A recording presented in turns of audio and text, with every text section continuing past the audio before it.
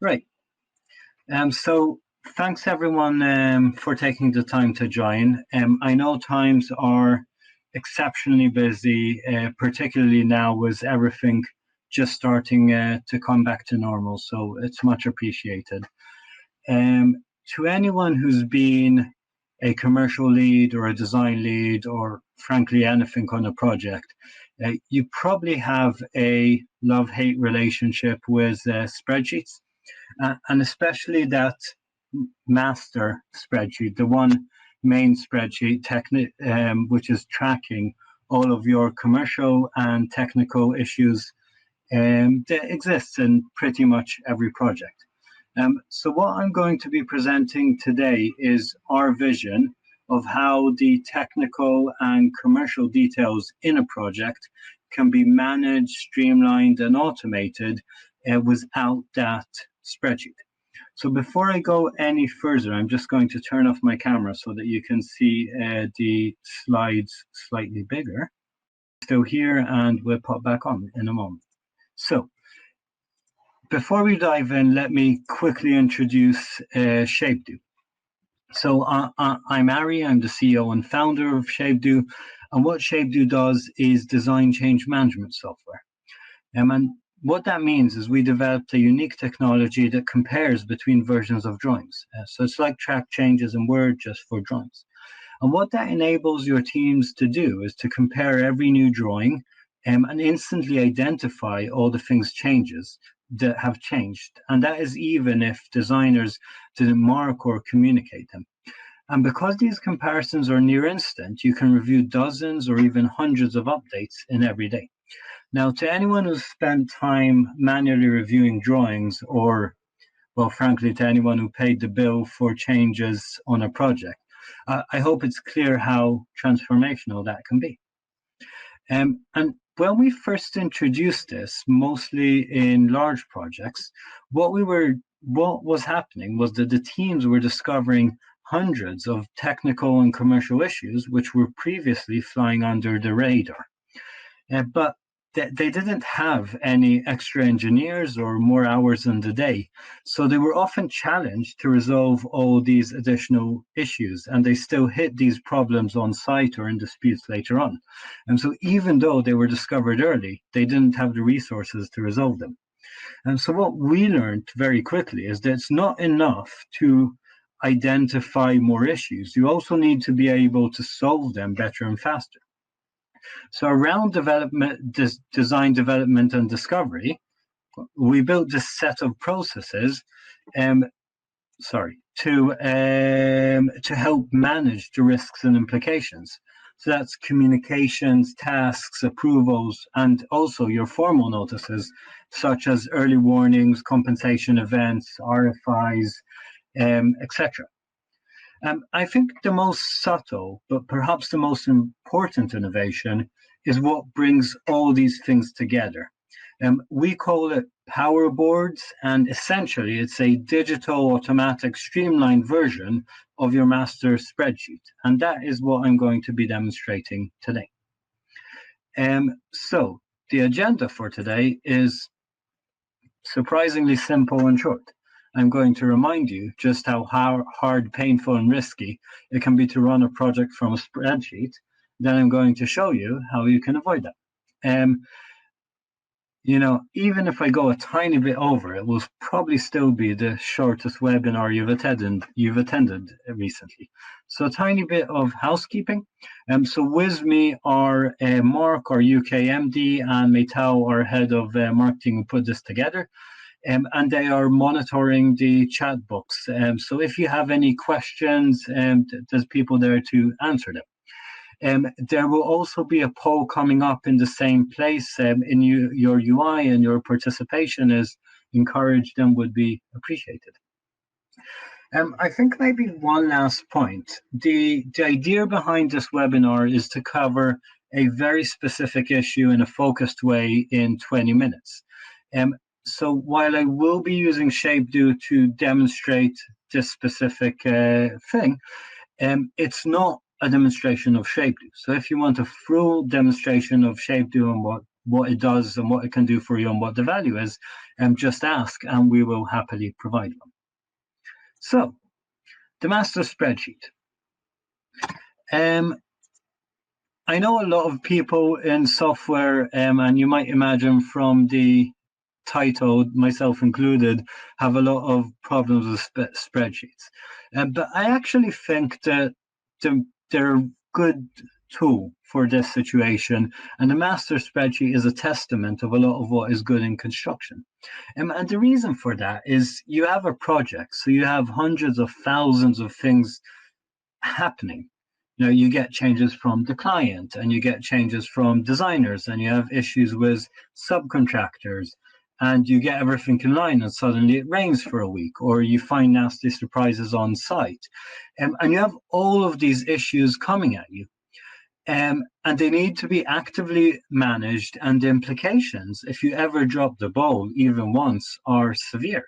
I mean, you send an email late, it can cost you tens of thousands of pounds. And what great managers are able to do is to take all of these events happening on site and get them onto a single spreadsheet. And think about it. These are the things that are happening. These are the implications. These are the actions we need to take. This is how we deal with it. And that is why in every successful project, somewhere there's this incredibly detailed spreadsheet, which is like a map of the whole project. And it can take thousands of events and break them down into solution-sized bites. And you ask yourself, why hasn't this been automated or streamlined or standardized? And I think the requirements are actually quite high for the spreadsheet. So it needs to be detailed, and I'd say it needs to be really detailed. You don't need a dashboard or a snapshot. You need a detailed audit trail on the specific status and progress of hundreds of complex engineering issues. And it needs to be really versatile. So no two projects are the same, no two contracts are the same. And even within a project, it needs to work differently for different packages, needs to work differently for different stages. And thirdly, it needs to be actionable. You don't just need a log. You need to be able to cut and carve it to work how you need it. Your internal team needs one set of information. Your management needs a second set of information. Your client needs a third set of information. So basically, the only tool available in the industry which is versatile and flexible and detailed enough is a spreadsheet. But let us not forget that it's still just a massive spreadsheet which is completely manually updated and not without its limitations. So first and foremost, errors are made. I mean, it's all nice when you have 20 events, but when you have 700 events with 5 statuses across 26 packages, well, guess what? Things get overlooked. Sometimes you just miss that email with the details. Sometimes you forget to update the spreadsheet after a meeting. Sometimes you literally copy the number into the wrong line. And I've seen 5- and 6-figure mistakes done literally by copying a number into the wrong line in the spreadsheet. And the thing is, because you're relying on the spreadsheet, you cannot action the item, you cannot comply with the contract, and it ends up really expensive.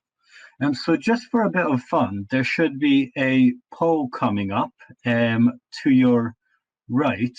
And Meital, if you can confirm when it comes up, asking essentially, what is the largest single error which is a result of a literally Excel mistake that you've seen or experienced in your careers? So I think that would be interesting, and we'll come back to that soon.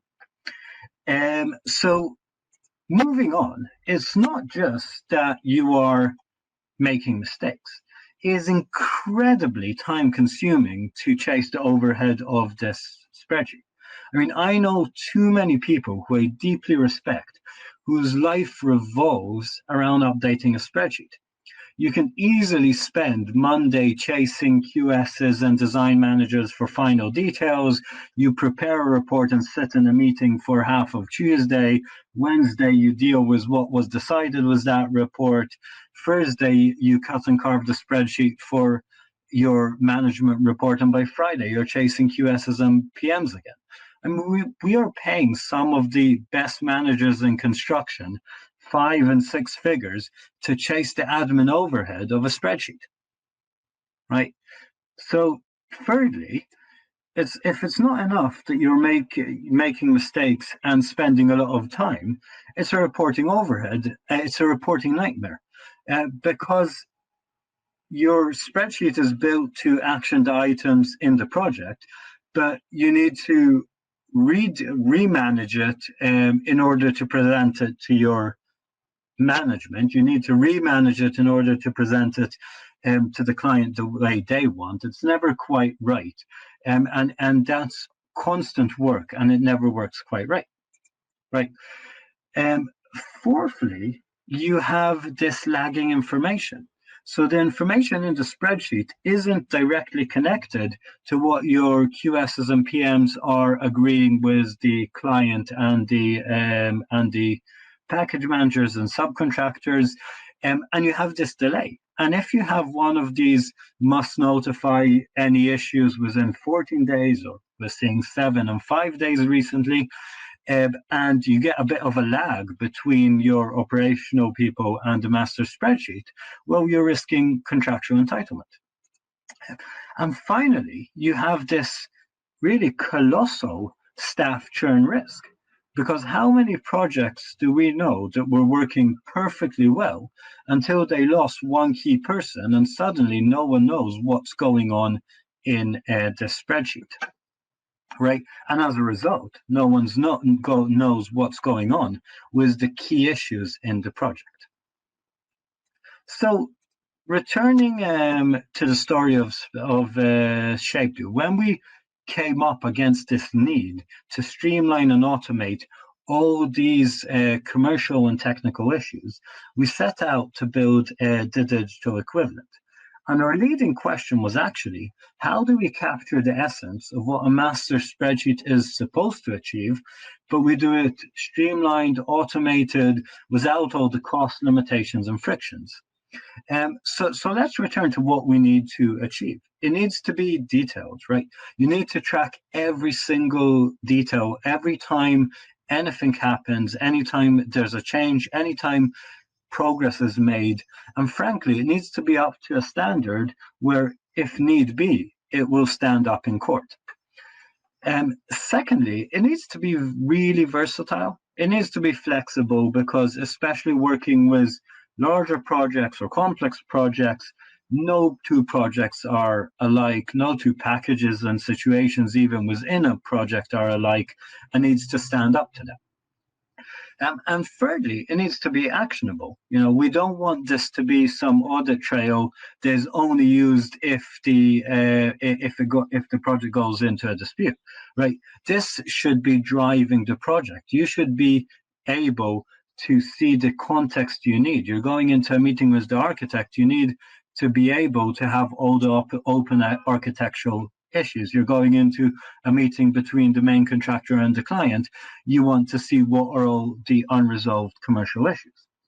And it turns out, because we were already building and are already building the forms and processes together with our clients, be them general contractors, project managers, or even subcontractors, we can actually define the data and the links so that all of this happens automatically.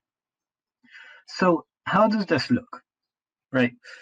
To start with, when you begin a project, or we've got smart options out of the box, you define your forms and processes. Right. So you define your content.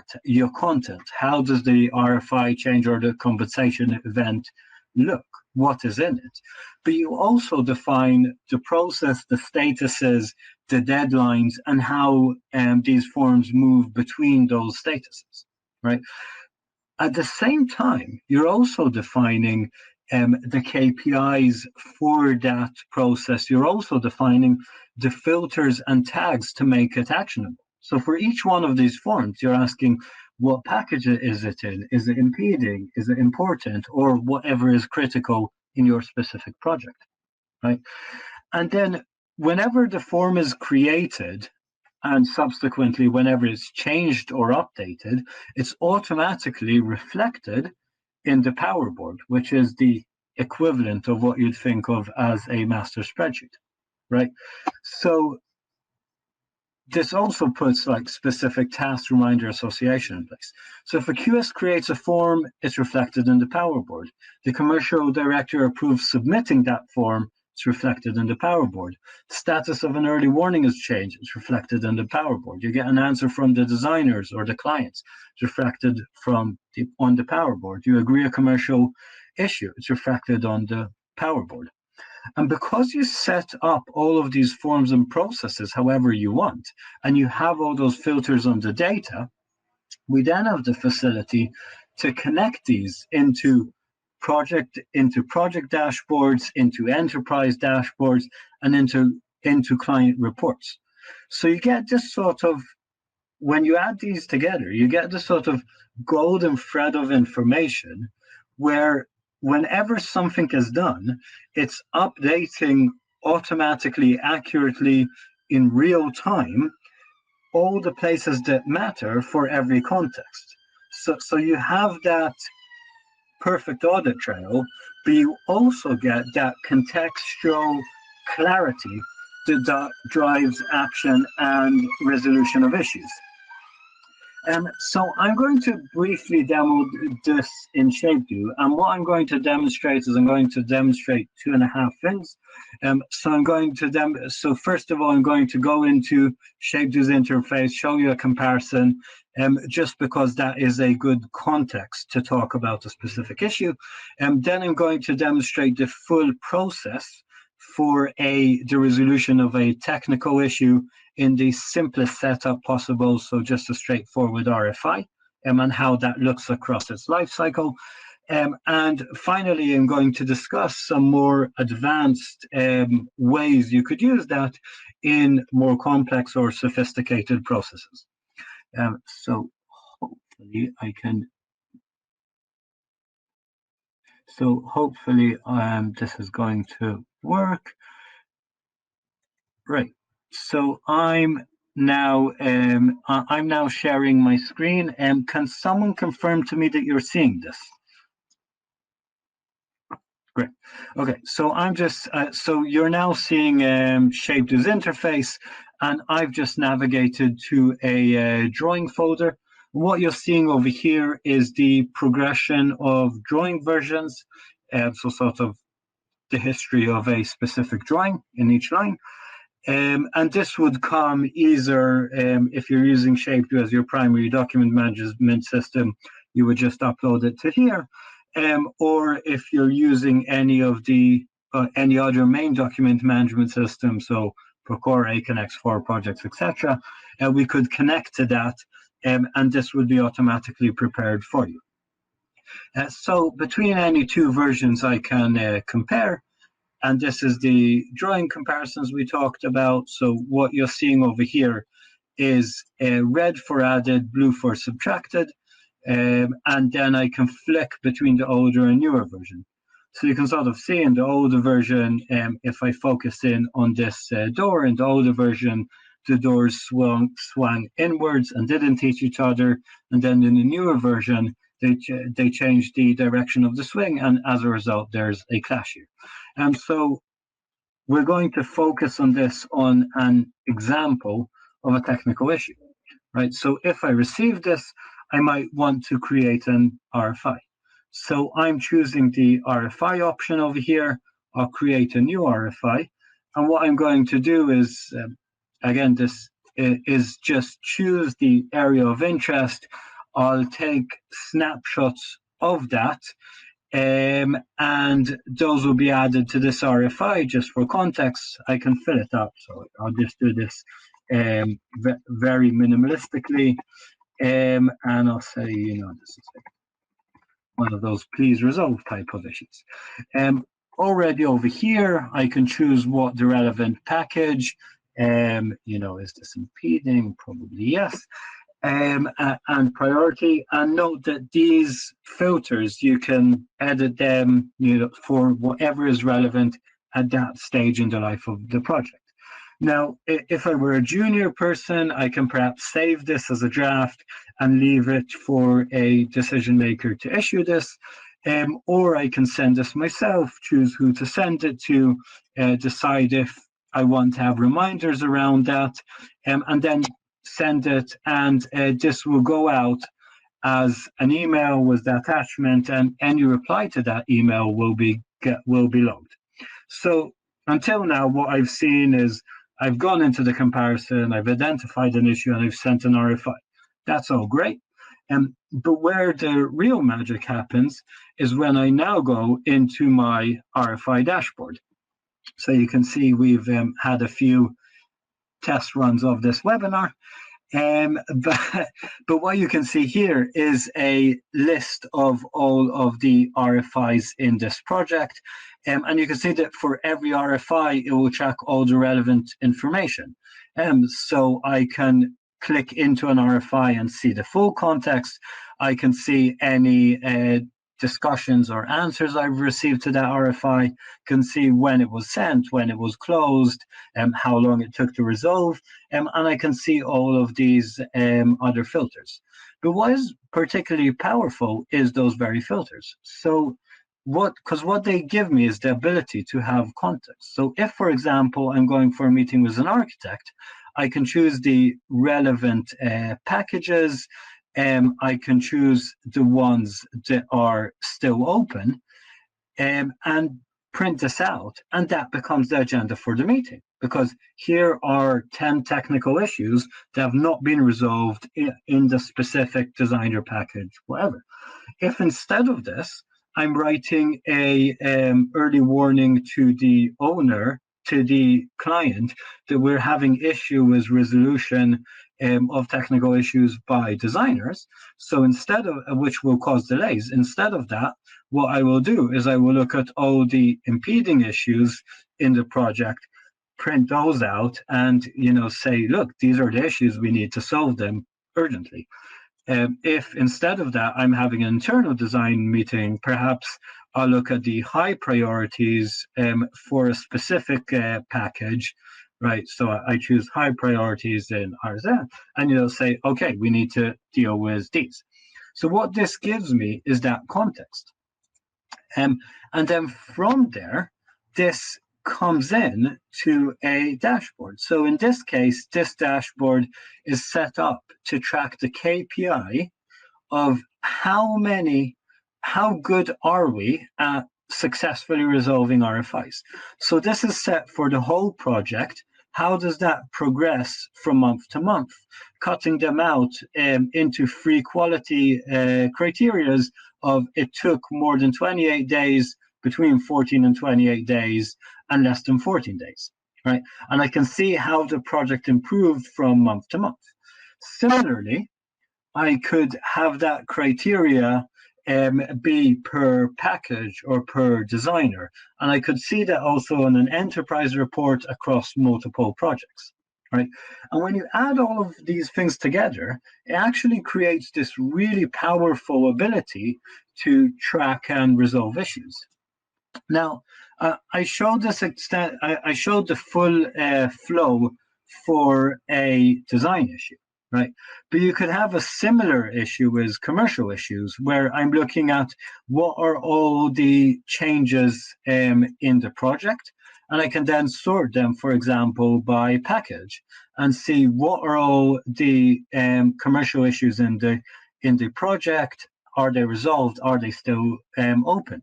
If, for example, I am a main contractor, I can use this for the client accounts, and I can have a similar form and process for subcontractor accounts, and I can compare and contrast my subcontractor accounts with my client accounts, so that I can see where my exposures are commercially in the project and where the high urgency and where the priority is.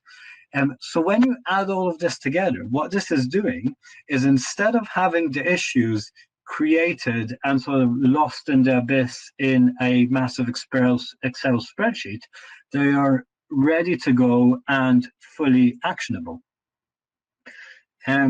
So if I return,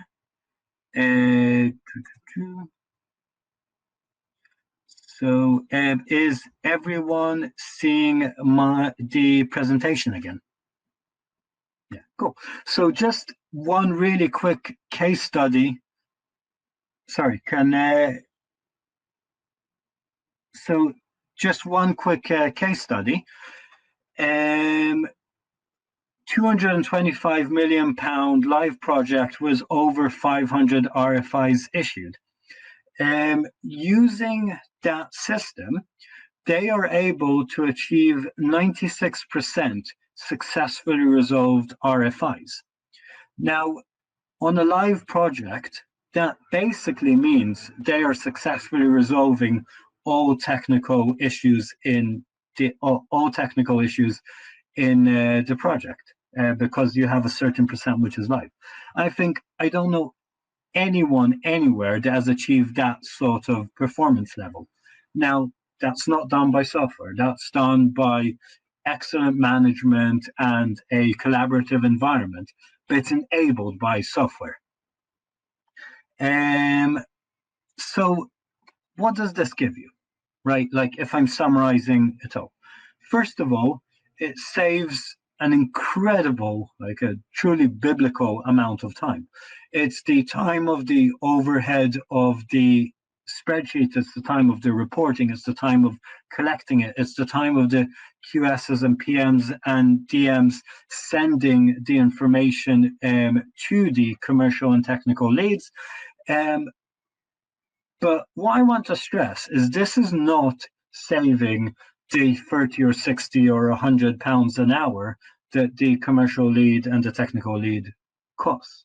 What this is doing is it is giving more hours in the day to the most important people in the project, right? So if the commercial lead now has another 2, 3, 4 hours in every day, those are 2, 3, 4 hours in the day which are spent better resolving the main issues in the project.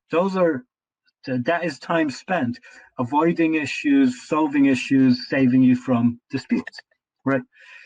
Second of all, you're getting improved performance. The bottom line is that you're doing better tracking and resolution of issues, you're balancing your books better, you're reporting to the client, you're communicating with the supply chain in a much more streamlined, much more efficient way, and you're just getting higher performance in this key area, right?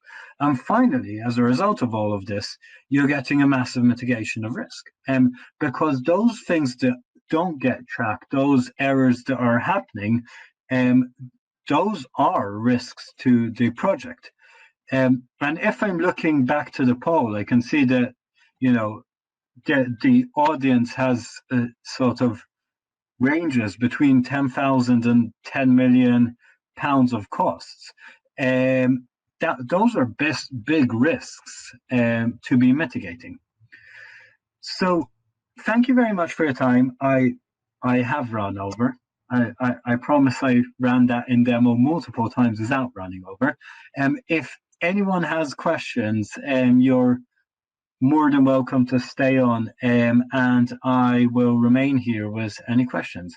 So thank you for your time, and I hope you enjoyed.